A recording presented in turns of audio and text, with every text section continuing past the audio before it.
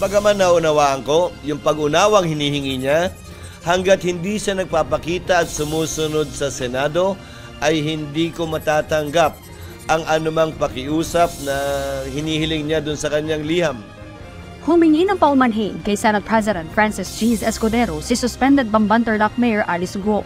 Kaugnay ito ng kanyang Facebook post noong isang linggo kung saan kwestiyon nito ang tila pagkahumaling o masyadong nakatuon ng atensyon sa kanya ni na Senators Risa Hontiveros at Sherwin Gatchalian sa halip na sa mga malalaking issue ng bansa.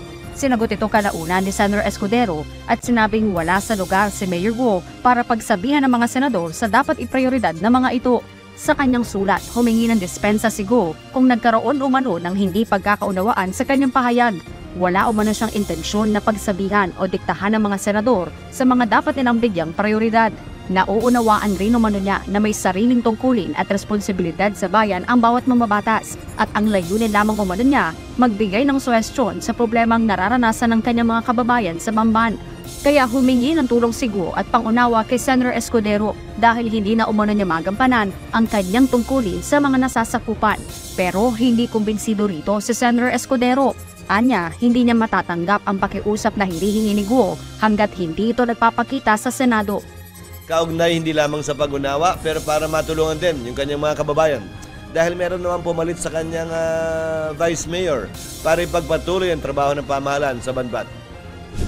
Dumating man o hindi si suspended Mayor Guo, tuloy ang pagdinig ng Senado kaugnay ng mga iligal na gawain ng mga pogo sa July 29.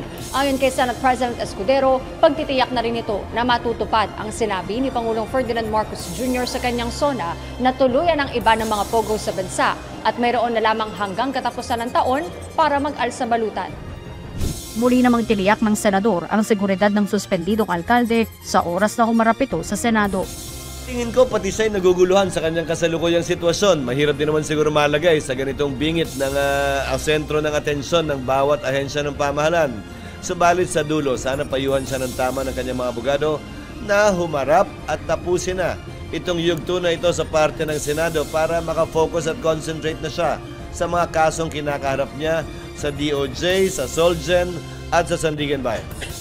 Harleen Delgado, UNTV News and Rescue. Diyos ang aming sandigan, serbisyo publiko ang aming pinakahalagahan.